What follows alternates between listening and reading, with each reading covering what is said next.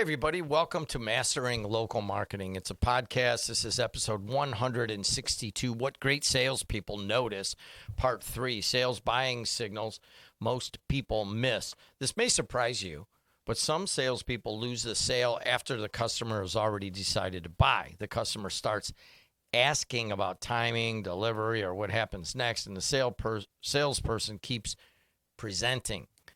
Great salespeople recognize the moment interest turns into intent. This is actually the third installment of kind of this salesperson interaction, some tips for salespeople.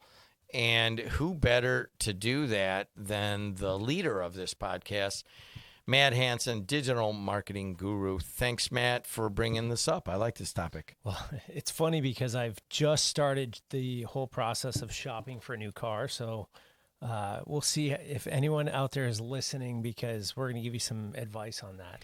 You know, I do want to just bring this out. If you do listen to this podcast on a regular basis, wherever you are, I know Matt keeps showing me the stats, and just tell a friend, say, hey, you know, just listen to these guys. They give you little tips about what to do with your small to medium-sized business, how to market it. If you're in a marketing department, of course, we will get a little more technical for you. But if it's just you owning a business, you're in marketing whether you want to admit it or not. So, Matt, I have been guilty of this many times. I've already made the sale, and I'm still selling them. Because part of it is you're taking your shower in the morning. You're like, all right, I got to make sure I got this, and I want to listen. I'm always got you in the back of my head. Listen, just listen, shut your mouth. But I'm on the radio every day. I talk, and I tend to go in, and I've had a couple of people that have been with me now for a long time, and they go, man, I want to go back to that first meeting. You almost lost me because we agreed. I already had the president. Sometimes I know the president or something, and it's already sold, and you're still selling us. And one woman told me, she goes, it's a real bad turnoff, man, and you got to watch that. Yeah. So you have to know when that buying signal comes. What's a buying signal?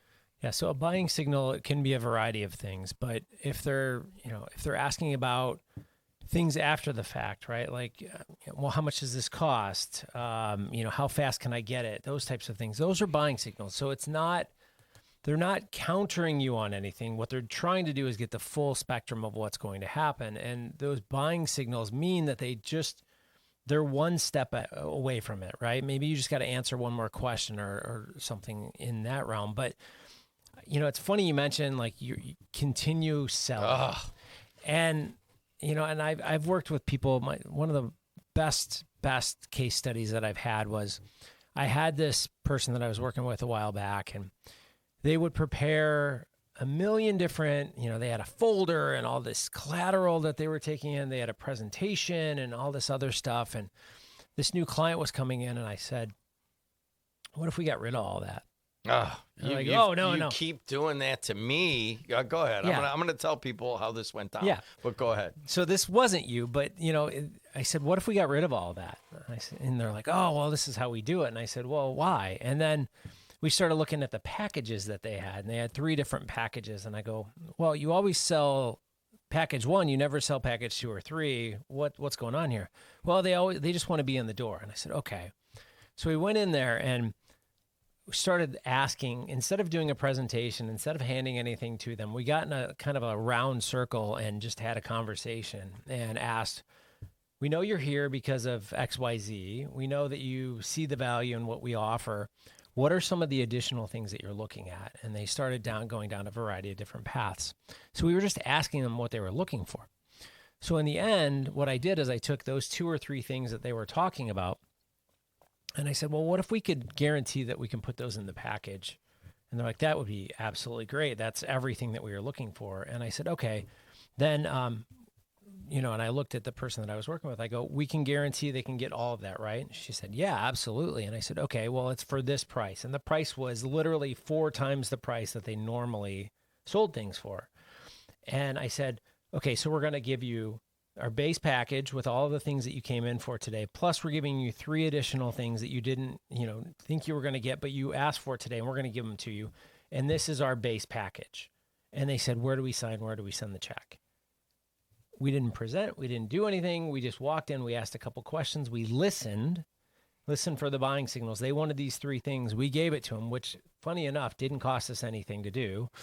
And that's how we took it from, 1 price to 4 times the price. And it was just an eye-opening experience for the person that I was working with, because they said, we've never done it that way. And I said, that's the problem. You don't listen, you present, and you have to understand that the buying signal from them was they were walking in, which meant they were interested. 2, they asked for 3 things, which says that if we can give them those 3 things, they're going to buy. And 3, they never asked about price once. So here's the practical thing for you and your business or your marketing department. Adriana, can you open your mic for a second? Adriana Alvarez actually runs this podcast network and is overwhelmed with many of you that want a podcast. And if you do want one, go directly to her, Adriana with 2 N's at WJOB1230.com. So you're starting this up. You went to a sales meeting 2 days ago at 3 o'clock. Mm-hmm. Did you bring any material? No, I did not. I did not bring any material that they didn't already have in emails. So you're getting to the crux, like you're setting up your marketing department.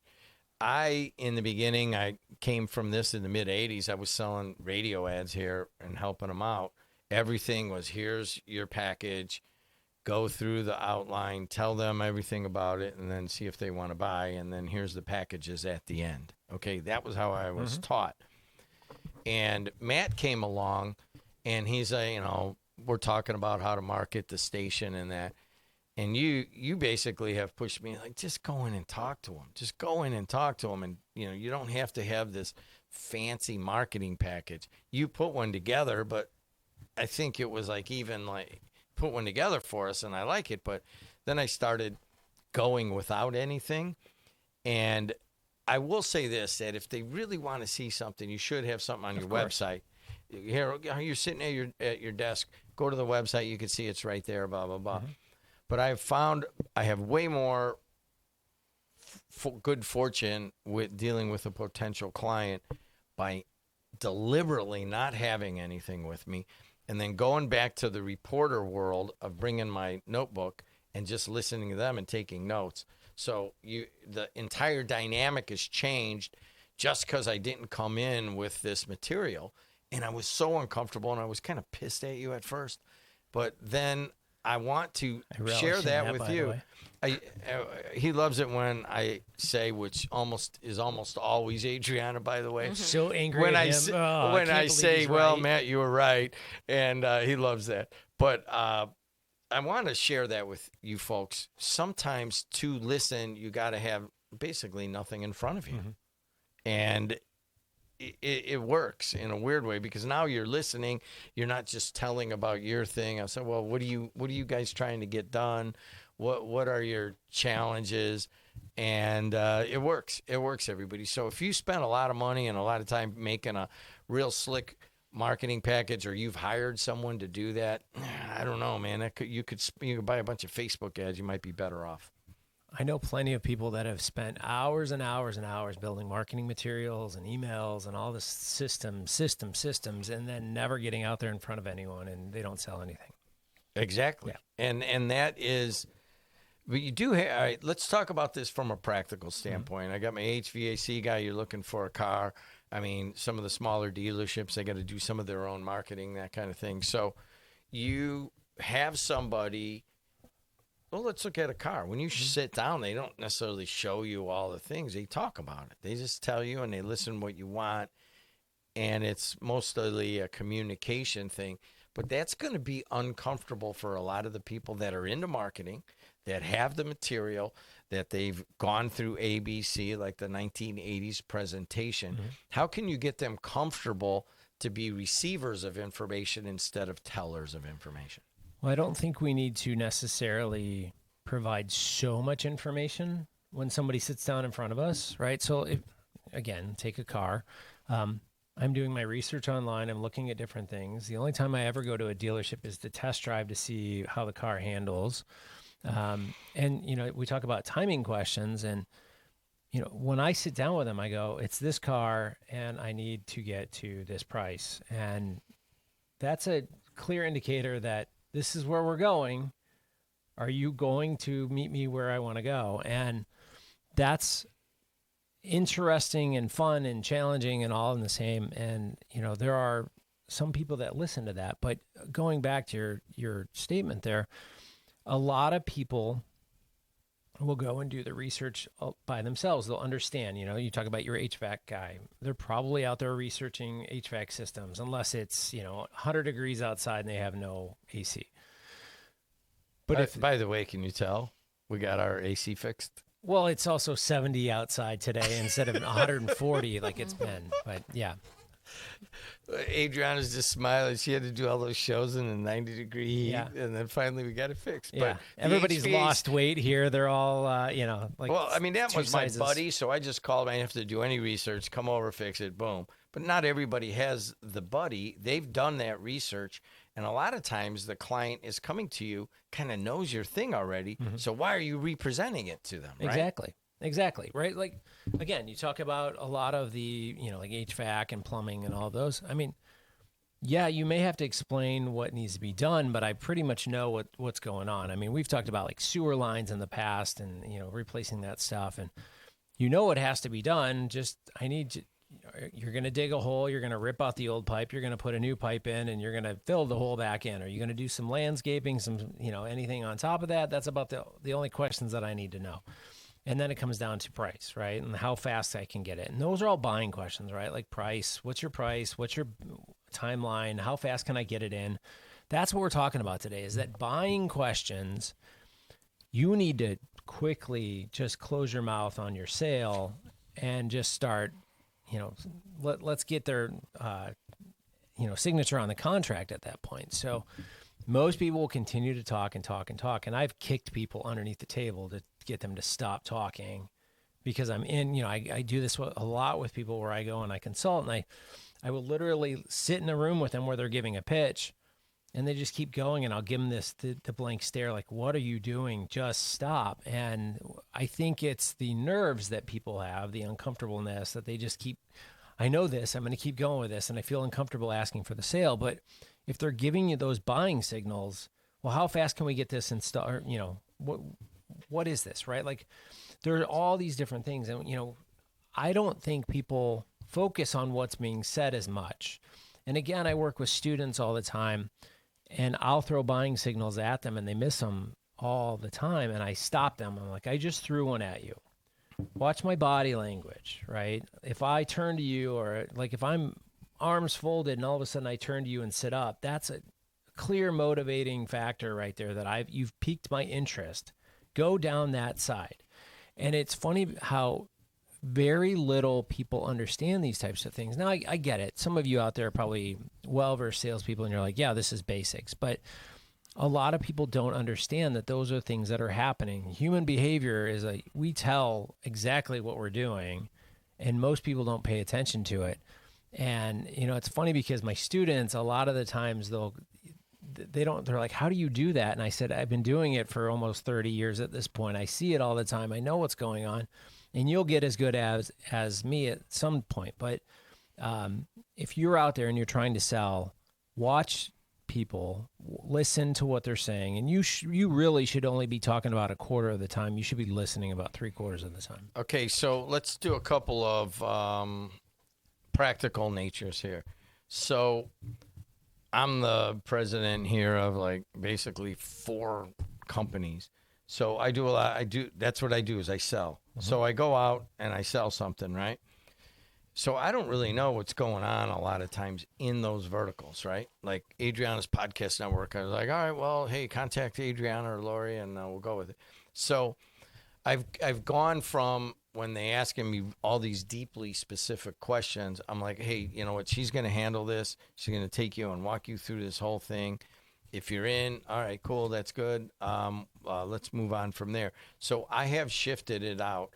And there are owners right now that are listening. They've got a 20-person machine shop, and they don't want to do every little hand-holding of the onboarding and the signing of the contract. and, work, there's a lot of hand holding, right? So is it okay if it's an owner or somebody head of the marketing department to clinch the sale and then hand it off? Oh, without a doubt. I mean, I would hope that you have people behind you ready to take them and run with them because, again, you can't be the bottleneck, right? So if you're trying to go out there and sell 100 clients in the next year and you're out there selling, but then you got to come off the street and start doing all the back end stuff, I mean, you're never going to get to your goals. So let's make that clear. If you have grown your business maybe from one person to 30 people, you're used to doing that. And you have to get better. If you are still selling, and most owners still sell, you got to. That's your job. Yeah. As a matter of fact, you may be out of operations now like I am, and you're just selling. You have to let go of stuff you may have done in the past. Yeah, well, a great example of that was last year. I went to a window place, and I knew the owner, and he's always out there selling, but I didn't have time to go chase him down. So I went straight to the office, and I was talking to the lady that was in the office, and I said, "Here's what I want. Let's get this done." And she didn't have everything ready to go. She's like, "Oh, I got to wait for him to come back into the office." And I said, "Why? Let's go. I know what the price is. This is what they've always been, da, da, da, da." And it took about 2 days to get it accomplished, where it should have been literally me writing a check right there and just saying, or paying with a credit card or whatever, but showing my age. But, it should have been done in 10 minutes instead of 2 days. Well, I think we have one going on right now. You heard us before the podcast. Adriana's like, "Yeah, have you reviewed that contract?" There should be a standard contract where I don't have to review it, and I'm going to make it on this client, and then you won't have to wait for me. I think I've been sitting on it for 4 days. She already sold it.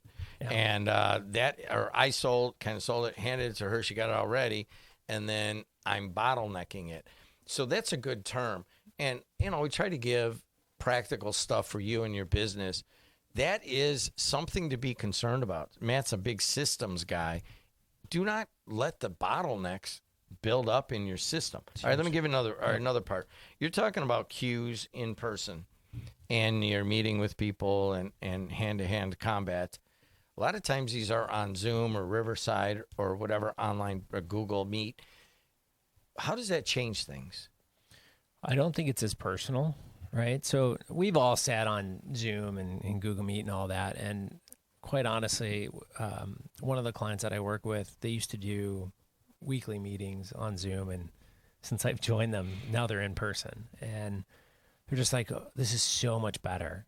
And you can't read somebody as well through a Zoom or a Google Meet as well as you can in person. There's a lot of different mannerisms and things that people do, but I also feel like you are distracted when you're on a Zoom, right? Like there are other things going on. There's people behind your computer, maybe walking around, or your phone's going off, all this other stuff. People are checking email and all that other. So I don't think you get their full attention. But, again, you've got to understand the environment. You got to understand your client. You got to listen. You got to make sure they're focused on providing you the problems, the needs, the wants, the demands that they have. And with that, you can get where you need to go. But there's just so many different buying signals that you'll miss on Zoom that you won't necessarily get when you're right in front of them. So you're basically saying try to get in front of them. Oh, yeah, without a doubt. I mean, okay, let's go on. What do you mean by ownership language? So I hear this a lot with like real estate, right? So somebody walks in and they look at a house and they're like, "Oh, it's a nice house," right? And then they go to the next one. "Oh, it could have been better here." And then all of a sudden you hear, "That's my bedroom. I'm claiming that bedroom." If you're a real estate agent at that point, you're writing a contract, right? Because they're already claiming something. Or, when I take my kids to look at a car, "Oh, I'm sitting here." "Okay, you like this car?" "Yeah, I love this, and it's got this, and it's got this. This is where I can put my stuff." And if you hear that "my" involved in any kind of purchase, just the ears should perk up and go, "All right, I've got them. Who do I have to work on?" Because you've got my seat, my room, how much is my monthly payment going to be? Okay, that's another one, right? So listen for that word my, because they're taking ownership of it. And I've seen it over and over because I have a lot of friends that are in real estate, and I hear it where it's people walk in, and you even see this on like the home improvement shows that were such a rage the last couple of years, or last 20 years, I should say. And people walk in and they're just like, oh, my living room. Oh, I've always wanted my living room to look like this. Okay, well, there you go. You've got them. Like, just give them the contract already. All right, we got some other things to get through. All right, you're getting down and they're kind of getting close. And they say, all right, well, what are the options? Well, I'll just give you ours. $1,000, $2,000, or $3,000 a month. Here they are, blah, blah, blah. Now they kind of, they're going to want in, probably just going to spend $1,000 a month, but they certainly have the money. How do you get them to comparison shop, and is that a good thing? Well, I think what you're asking is, are they asking, what's the difference between package 1 and 2? Mm-hmm. That's what I'm saying. Yeah, and really at that point, they're asking you 1 or 2, which means you've already sold them. Now, do you want to try and upsell them to package 2? You can, and you just got to show them the benefits of, so if you were listening properly and you understand what they're looking for. Again, going back to my original story, I could have sold them the base package, which got them in the door and they were participating in what we were doing. But no, we sold them more than we had ever sold before, a package, and we offer them 3 additional things. And why? Because it was something that they wanted, right? So if you're looking between package 1 and package 2, is package 2 something that's going to make their life even better?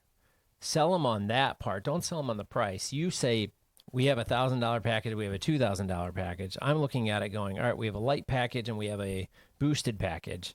Okay, what's in the boosted package? Well, you get a lot more in the boosted package. Let me walk you through this. Most people love this package, and here's why, right? Like, that makes people go, oh, all right, I want to hear more about that. Whereas I'm not sure I want the light package. That sounds like I'm not jumping in and not really getting everything that I'm going to need, right? So I just did yesterday, I was working on a project that I've been going through Claude and building, and the base package was a light package. And then, it was a power seller package essentially for the next tier. And, I'm laughing about it because I'm going, nobody wants the light package. Nobody wants that part. God, we're buying so many different AI agents, and it's always the second level. That first level is like, we're going to run through those credits by the 5th day of the month, and we're going to wait for another month. Yep. You're already up there, giving yourself capacity. You probably will fill up anyways. Yeah, so but you were going to buy regardless. Yeah. Yeah, that's what I'm talking about. So if they're doing a comparison between 1 and 2 or whatever it is, know that they're ready to buy. So you've got at least, if you're talking about your $1,000 package or your $2,000 package, you've got them for $1,000. Is it worth my effort to go and try and push them to the $2,000 package? And based on what I heard earlier, yes or no. And if it's not, then you just stick with the $1,000. Yeah. Once again, you're back to listening, which is very difficult when you're so into your product and whatever you make and whatever service you provide, you're into it. And you've been doing it, and you've maybe moved into sales or you've been recruited to come in on sales, but you're into that product. Otherwise, you wouldn't be selling it. And you want to tell people about it, but you have to temper yourself. There's one final thing to mention on this. You go in and you meet with someone and you're talking to them, and they give you, well, I'll have to run this by my accountant and this and that. So they third party it. And they say, well, I'll have to run it by this person. How do you deal with the third party situation? I mean, you're going to hear that often, but if it's more of a like, I need to think about it, I need to go and meet with my partner later or something like that, that's not a buying question. If they're saying, let me go get my partner so they can be involved in this, that's a buying, statement. And if you're paying attention to that, okay, I've got this one hooked. I need to figure out what the next one is going to ask me, all the questions. So listen for the terminology. There's a difference there. Like, I need to talk to my partner versus I'm going to go get my partner so they can hear this too. Those are two different statements. One is good, one is bad, right? If they're saying that they later on down the line, we've kind of covered that in the last 2 episodes, but if they're saying they're going to go get somebody, or, hey, I'm going to go get my wife or my husband so they can, understand this as well, that's a buying statement. Listen to that, because that at that point you're in a good shape. So one of the things that Matt and some of the others, they got us involved with some venture capital things, and they give you money, and then you got to go raise your own money. So I'm out raising money for basically a VC, and I had never done that, and I'm learning, kind of relearning a different product basically. And what I found was when I talked to someone and they're like, well, let me run it by my accountant. As soon as they third party it out, I don't really want to spend that much more time trying to get them, as one of the VC investors, because the percentage of hitting someone that will tell you that is very low. So why would I spend my time? There's a lot of people with a lot of checks to write that want to invest in things. So I just say, hey, man, thanks. I might follow up with an email at some point, but I'm not going to invest the kind of time like, oh, you want to play golf? Well, if you're not really if you're third partying it out, I don't have 6 hours for you, and that's just how it is. So I just say that as kind of another one of these tips. Look for that. If it's a buying question, well, let me see if I can circle in my partner's not available right now, but maybe we can all get on a Zoom and you could go through some of this. They're bringing them in. Oh, well, let me run it by the accountant, and then we'll look at it. And like, I'm sorry. Thank you for taking the meeting. It's helped, and it's been very helpful. But I'm probably not going to spend that much time. You guys can handle that however you want with your business. I'm just telling you that as soon as I hear the third party, to me that is a non-buying signal, and then it's a much lower percentage, and they're going to spend less. Yeah, I think you just missed something in the listening. That's all it comes down to. It always does. He's Matt Hansen. I'm Jim Deedler. This has been Mastering Local Marketing. You can get on Apple, Spotify, wherever. Adriana, we were going to bring her in, but she's doing enough anyways. But if you do want your own podcast, it's booming. You need your own content. Tell your own story. If you're a brand, if you're a company, if you're marketing anything, you want to email Adriana with 2 N's at wjob1230.com. Thanks, Matt. Thanks, Adriana. And thanks to you for listening or watching. And until next time, see you later.